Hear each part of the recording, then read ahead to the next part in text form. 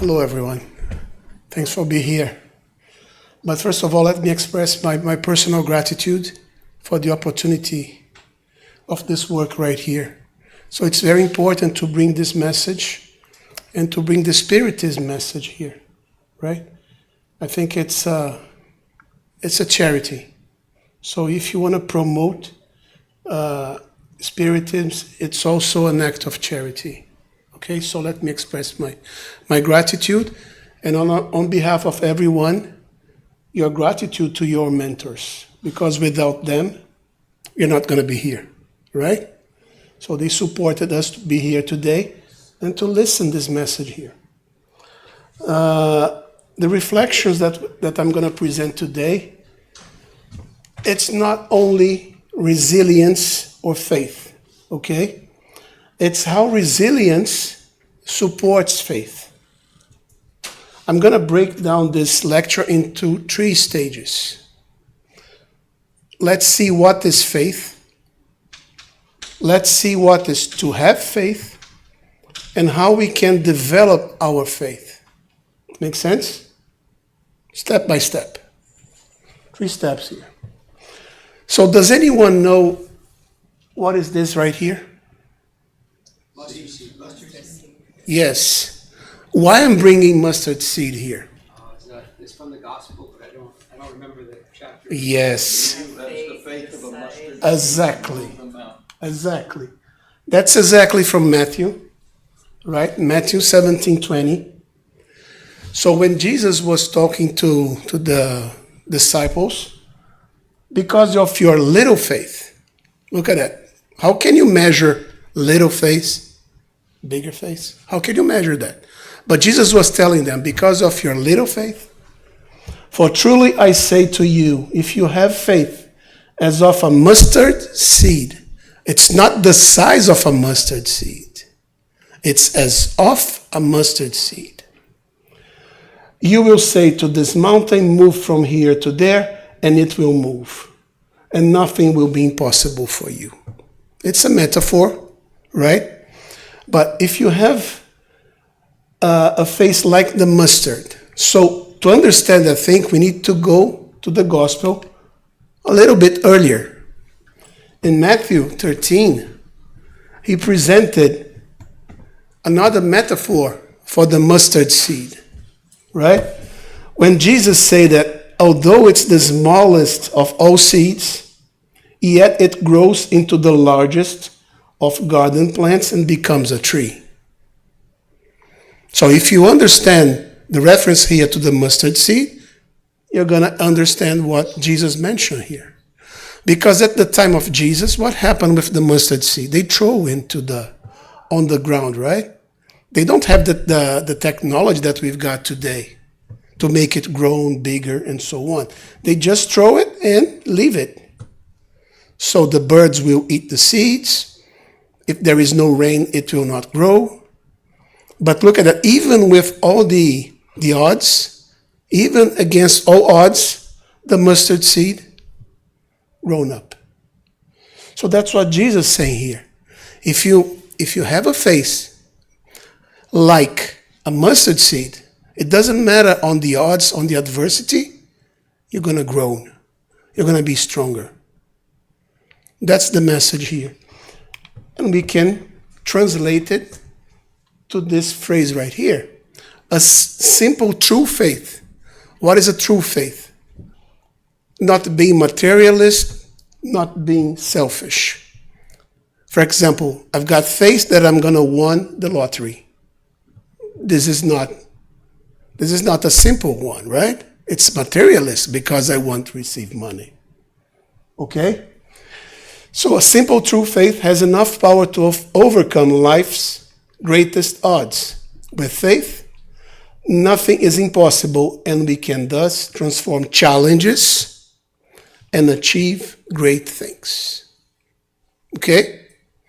That's the message that Jesus brought to us.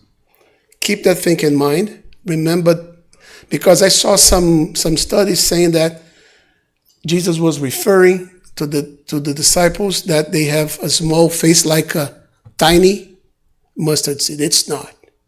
It's not this message that Jesus was giving to them. Okay? I'm going to bring here two questions that Emmanuel, the Spirit, brought this book right here, The Consoler. It's a pretty good one with questions and answers.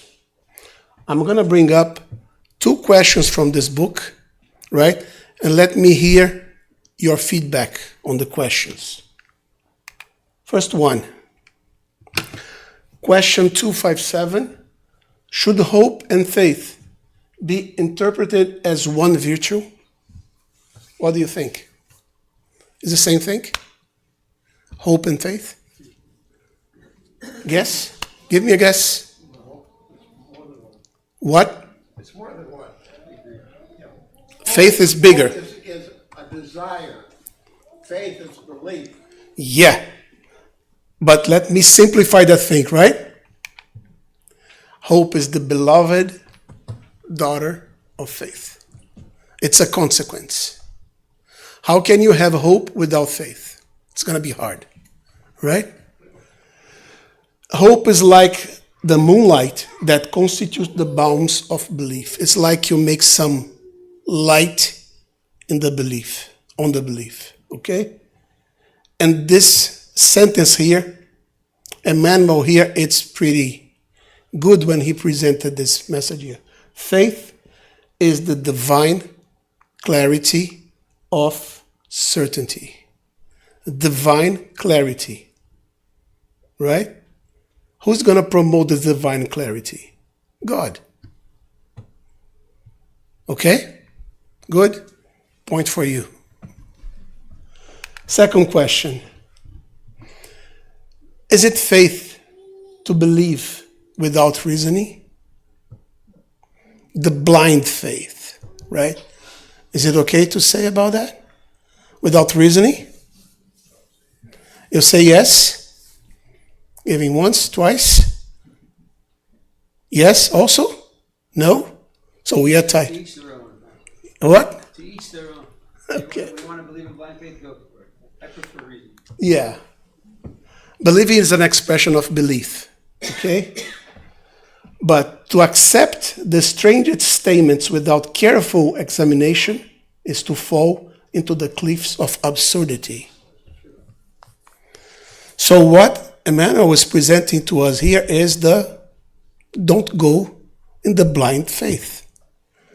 So think about it, right? Because sometimes we are facing some odds that we need to surpass the odds, right? Don't jump in a cliff without thinking. Don't think that you can fly. We cannot fly, right? Oh, I've got faith that I can fly. Remember the old days? The beginning of the 20th century, they were using some wings and they jump in the Eiffel Tower, they jump in the Empire State and so on. I'm flying. So you got faith that you're going to fly? No, right? So we need to think. We got a brain here. Between our ears, we've got something that we need to use.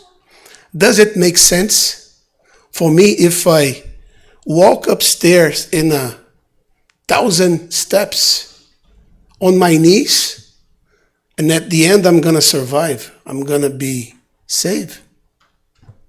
It doesn't make sense, right? So let's think on the reasoning behind the faith. Good? Those two questions here? Okay. Now let's understand what is faith. Right? Faith is basically trustness. Trustness in God, right? So it's basically this. I trust in God. So I think, have you seen this exercise before in a company? So it's to play with the trustness of your team, right? Let me see if I can trust in my team. I move in a step on a chair. My team is going to be in my back, and then I fell down. I trust on them because they're going to get me. It's a practice here. Have you seen this before? Never. No? Yes. So let me show you in practice. I think I never seen that thing. I'm going to show you here in Rio, okay? Because we cannot do this exercise here. How can No, I don't trust on you. Let's see this short film here with this. Sound, please. Sound. One. Sound is on? Yeah? And it'll be an exercise in building trust between one another. So, Harrison, if you don't mind going first, step up here on this chair and close your eyes. All right, and then everybody fill in. And we're going to ask you to fall, and then they will catch you. So you have to trust us. So I'm going to count to 3. Just relax and fall. Okay? 1, 2, 3. No, wait! So you see, most of you did the same face, right? So what happened here? A blind face, right? Because you should step, let me look to see if they are behind, right? Blind. Okay, got it? That's the exercise, but not this way. At the end, let's say a prayer to Harrison because I don't know how was him after that, right? Okay, so trustness. To support trustness, what we need? We need persistence. This exercise. Let's do it again, right? Harrison, please. Come on again, but pay attention. It's to the back, not to the front. Right? And resilience. Resilience and persistence will support this trustness, and then will make you faith. Make sense here? Let's understand what is persistence and what is resilience. Okay? Do you know what is persistence? And being persistent but not insistent. Does anyone know the difference here? What is persistent and not insistent? I think the best way to explain is bringing an example. This old guy here, I think most of you know. If you don't know him, at least you know the light bulb, right? He invented the light bulb, Thomas Edison. Fantastic guy. So we've got news from the spirits that he's still working on the other side in some kind of inventions to bring to us. So Thomas Edison, he invented the light bulb in almost 1,000 steps. 1,000 tentatives. Try and error. And then a reporter came to him and asked, how do you feel about failing 1,000 times? Look at his answer to this reporter. I didn't fail 1,000 times. The light bulb was an invention of 1,000 steps. Persistent is like that. So every time he tried, error. Let me try it different until he. So the insistent guy, what the insistent guy will do? No, I've got faith. But he's doing the same thing. So it's an insistent, right? With a blind faith. Sounds good here? Are you following here? Good. So now let's see resilience. Resilience, to memorize what is resilience, I would suggest you to understand the triple R, right? 3 R's. First R is resistance. Resistance means the capability or the ability to react and remain unaffected by some action or adversity, right? For example, this floor right here, if I jump on this floor, the floor will react, will not fall down, right? But if a big guy start to jump here, probably it will break down. Okay? So that's reaction, right? Resistant is reaction. The second R is resignation. Resignation is what? Okay, I'm not capable to do that thing. I accept and move on, right? I would like to fly jumping from the Eiffel Tower, but you can't do that thing. Resignation means I'm not going to fly from there. Understand? Right? So it means acceptance. And the third R is resilience. Is the capability to become stronger after you face an adversity. You rebuild. Right? So if you understand the triple R, you know that the resilience consists of resistance and resignation. Okay? Then you make the resilience. Is it confused or is it okay? Okay? I like to present examples. In this lecture, let's present some examples here. I've got one example. If it allows me to go. Okay. This is something pretty sad that happened in the New Year's of 2010 in Brazil. There was a huge mudslide there in a city, and I think 53 people died. And one family here, I'm going to show the story of a couple that survived from that thing. But unfortunately, they had 2 daughters that passed away. Okay? It's a pretty sad story in the beginning, but let's see at the end what happened. Okay? I don't know if you in the end, I'm going to present a film here, and we've got closed captions in English. So if you cannot read, please move up here, and then you can see it better. Okay? Let's see this short film with a news. So this happened in January 1st, 2010. The news that I'm going to present here is from November 2013. 4 years after the tragedy. Ok? O Bom Dia Rio mostra agora para você a história de um casal que transformou uma dor profunda em esperança e recebeu de presente um recomeço. Depois de perder as 2 filhas na tragédia das chuvas em Angra dos Reis, em janeiro de 2010, Cláudia e Marcelo ganharam 3 novas vidas. Veja na reportagem de Carlos de Lanoy. Tudo aconteceu na última sexta-feira, dia 8 de novembro, e teve um significado muito especial. É o amor infinito, né? Dia 8 é o símbolo do infinito, né? É o amor infinito aí, e mais uma mensagem aí que a gente recebe que tem mais coisa além da vida, né? Quer dizer, que o amor transcende a vida mesmo. Cláudia e Marcelo chegaram à maternidade orgulhosos do barrigão.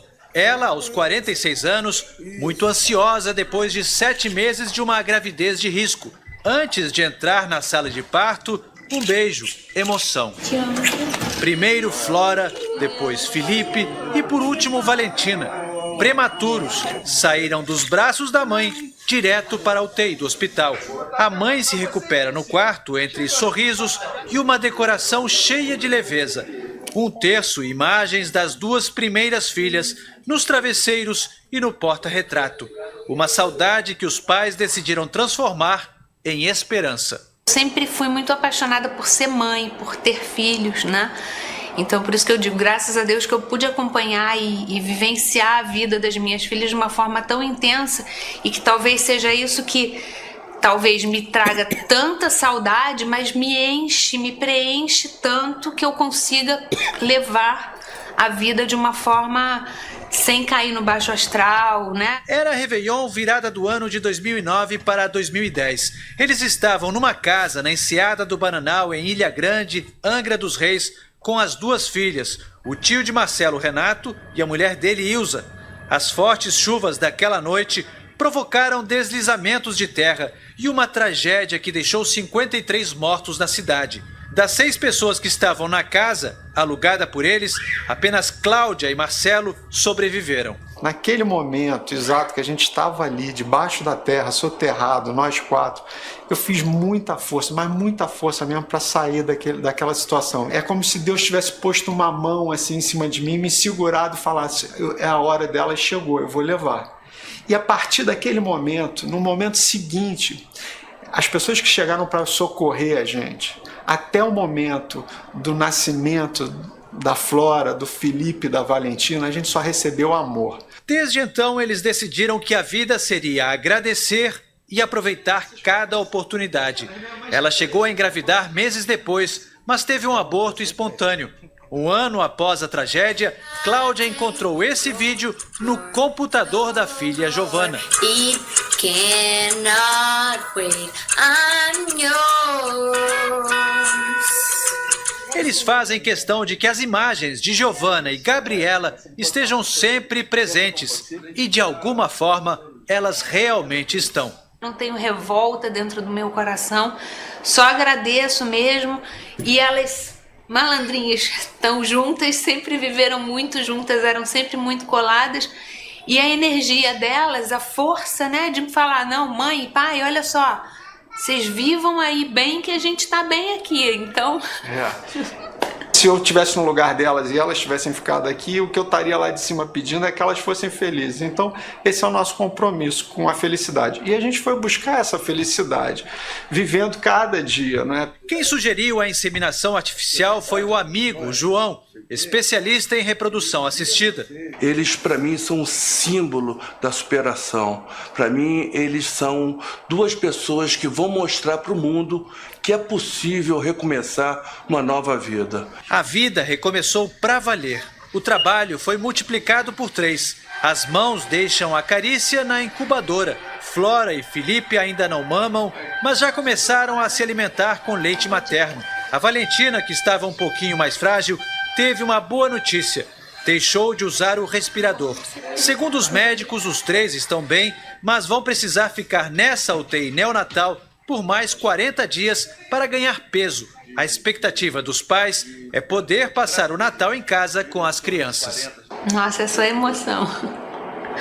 É muito bom viver isso de novo. É uma questão de você conseguir enxergar novamente um valor para a sua vida, de levar essa vida que a gente tem aí, que é tão maravilhosa, mas que tem tantas dificuldades, mas que tem que ser vivida da melhor maneira. Uma grande história de superação e amor, muito boa para a gente começar a semana, um grande ensinamento para a gente, né? So it's a good story, right? So because what happened to them? I think you understood the story. So they lost the 2 daughters there, and 3 years later, they received triplets, right? But in this period, from the tragedy until the triplets, that's what he said here. They received a lot of love, and they were open to receive that love, and that love gave them what? Faith, right? So it's a good story of resilience here, along with a faith. And we can see them here. This picture right here is from 2020. The triplets are grown, right? So you see the 2 beautiful daughters that they had, but they receive a 3, right? It's an amazing story. Okay? Sounds good here? Okay, that's Joana de Angelis. She was the mentor of Divaldo Franco, one of the greatest mediums that passed away, I think, less than 2 months ago, right? And what Joana de Angelis brought to us about resilience is the lucidity of consciousness that equips the individual to overcome bitterness, despair, and unhappiness.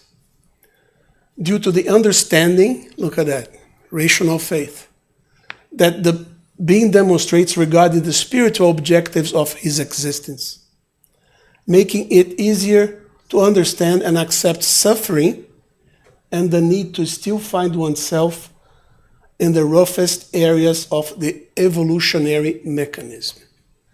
So resilience is your capacity to understand that what you are facing is for your benefit to grow as a spirit. If we can summarize what Joana de Angelis mentioned here. Okay? It's a pretty good book here. Unfortunately, it's in Portuguese edition only. Ok. Faith is okay. We understand. We understood what is faith. So now let's see what is to have faith.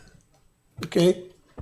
The same book that I presented with the 2 questions in the beginning of this presentation. In the question 354, Emmanuel presents exactly what is to have faith. 4 topics. The first topic is, remember what we said? The divine certainty. The beginning that we mentioned. So it's a luminous certainty in God's assistance beyond the scope of religious belief. It doesn't matter your religion. It doesn't matter, right? If you are Jewish, if you are Muslim, God believes that He has the power. That's fantastic. No longer say, I believe, but instead, I know. You know that. Because, I'm suffering that thing because I need to learn something. Right? God gave me this opportunity to learn.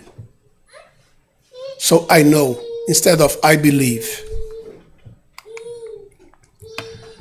It's not interrupted. To have faith, then, I've got faith now, but I don't have faith anymore. No. It's not interrupted, but its illumination is intensified by pain or responsibility. So if we face an adversity, this should grow our pain, our faith, right? By effort and duty fulfilled, basically. And the last but not the least, confidence that knows how to face all struggles and problems. Confidence, trustness, supported by persistence and resilience. Being the redeeming humility that builds in the depth of the spirit the disposition of an apprentice. Apprentice means the gospel apprentice, right? We are all here to learn from the gospel. The problem is that we are very, let's say, stillborn. We don't like to learn, right? But if we learn, play as an apprentice, we are going to make mistakes, but you're going to learn. You're going to make mistakes, but you're going to learn. Remember Thomas Edison? Thomas Edison made an error, fix it. Made an error, fix it. Made an error, fix it. Until he get the light bulb. So that's what we need to understand here. Sounds good here? Faith, to have faith.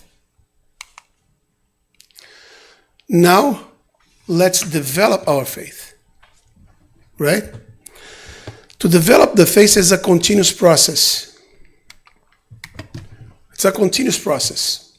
It's not something that, I'm going to develop right now. No, it's a continuous, daily exercise. Basically is optimism, understanding, and recovery. So we need to put the optimism into practice. We need to understand what's going on, and we need to recover. Right? So these are the 3 basic activities to develop our faith, but in a continuous process. I'm going to explain each one individually. Then you're going to understand at the end. Okay? If it's confused. So let's learn about optimism. Positive thinking. Right? Positive thinking, it's very important. Our thinking, it's very contagious. And confidence in life, as we are in the best and most suitable conditions for our spiritual evolution. So think about it. So our reincarnation is not facing a wrong address. We are in the right place to develop our spirit. Okay? That's something that I copy from Maria de Nazareth, Mary of Nazareth. Mary of Nazareth, everyone who went to talk to her with problems and so on, she just mentioned to them that it shall pass. All difficulties have an expiration date. It's not permanent. Okay? It's not permanent. It shall pass. Trust that God does not give us a burden greater than our capacity. God is not a punisher. He's an educator, right? If we are facing adversity, it's because we need to learn. Like you've got a kid, right? If you have a kid, you're going to educate or you're going to teach the kid how to proceed. Same thing. God, same situation. It's not a punisher. And let's remember this thing right here. The Paul's letter to Romans 8:31. If God is for us, who can be against us? Can I answer that thing? Ourselves. Ourselves will be against us all the time. All the time. So there's a book, I think from the 40s or the 50s. The name of the book is The Power of Positive Thinking. It's from a priest. I think his name is Norman Peale. And his suggests is that we need to say to ourselves 10 times a day, if God is for us, who can be against us? 10 times a day. Because this will promote a switch in our brain that we are not alone. Right? We are not alone. God is with us. So we make this switch. Instead of thinking negatively, we're going to make this positive thinking. So just remember that thing. It's a suggestion. It's a good practice. 10 times a day. It's not so much. Right? Second one, understanding. Very important here. Practice of self-knowledge. Right? To understand our limitations and our virtues. What I'm capable of. What I need to improve. Right? I'm giving you a lemon. You should do a lemonade, right? So that's the way. Understanding the situation, starting with self-knowledge. Self-confidence, which is actually the human face. I trust on me. I know myself, I trust on me. And the divine faith in the Creator.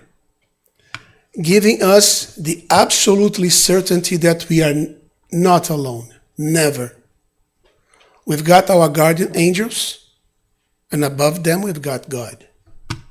We are not alone. Understand the situation to overcome proofs and atonements. Right? We are facing an adversity. So what caused this adversity? It's a cause and effect, right? Cause and effect law. What you're facing is a consequence. What was the cause? What was the root cause? Then you learn what happened. And then you move on. Okay? A reason of faith and the law of cause and effect. That's what we need to understand. And basically, Kardec brought to us in the Gospel, according to Spiritism, the chapter 19, rational faith. Remember that we talk to not follow a blind faith or a blinded faith.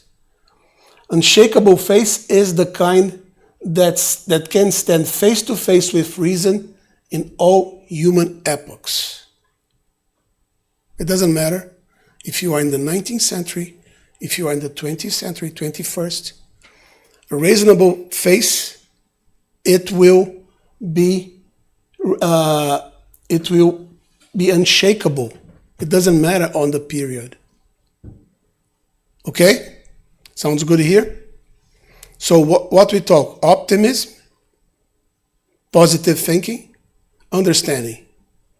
And the third one is the recovery. Right? Recovery. You are facing an odd. Remember the couple? Man, they suffer a mudslide. They missed the two daughters, and they recover. Elevating thought. Elevating thought is that positive thinking, good vibrations, right? It's up to us to fix our mind in a high range of vibrations of kindness and love. Remember the couple, the husband, right? What he said. After they faced the mudslide, they received love from everyone around them. Imagine if he was upset, angry. He's not going to receive this power of love around them. But they were open to receive this power of love. Right? So that we are reached by identical thoughts. So if we are, remember, if you are anger, people are giving you love. Are you capable to receive this love that people is giving to you if you are very, very angry, complaining? Of course not. Because you're not vibrating in the same frequency. Right?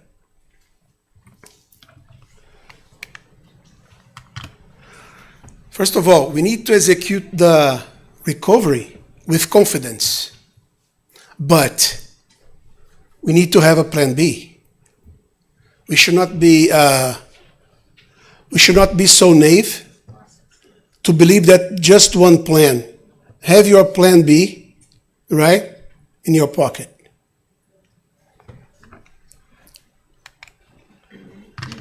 So don't be very proud. Don't use your proudness. Seek external help and guidance.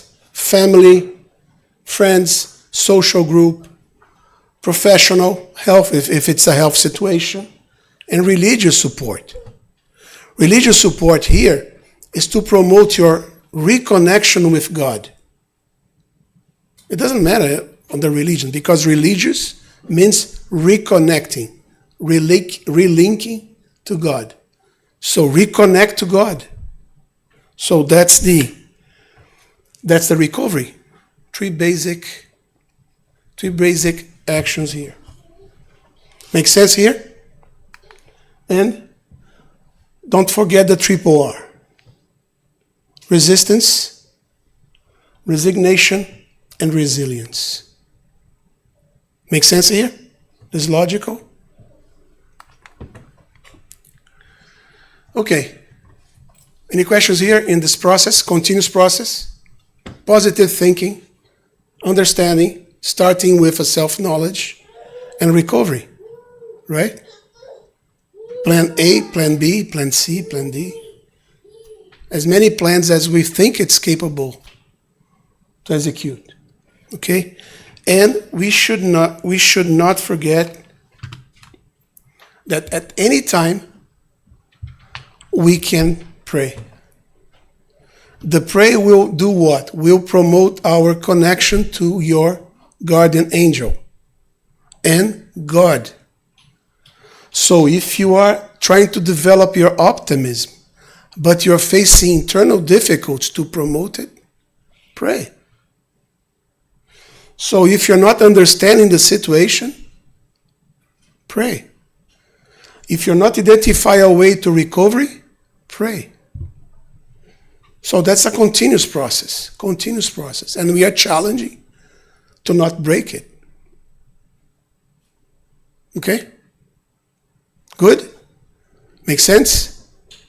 So we talk about faith, to have faith, to develop our faith. So is there any questions? If there is no questions, now let's put into practice, right? Is it difficult or is it hard?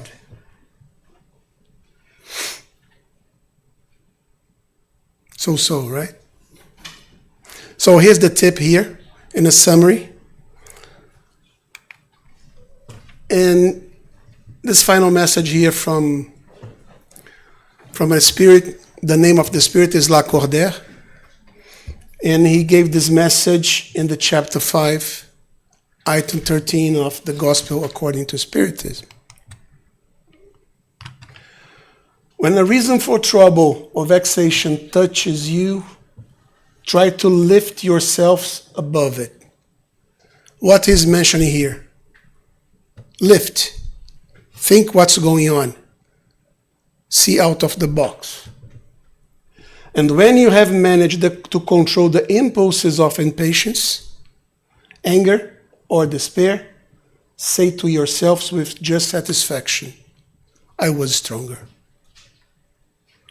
So this you're going to develop, in this sentence here, you're going to develop optimism, you're going to develop understanding, you're going to develop the recovery. The process that we mentioned here, it's summarized here. Make sense? Sounds good? Questions? No? No questions? Okay. Sounds good. So I appreciate, with this final message, I'm going to appreciate your attention and your patience here. Peace for all. Thank you.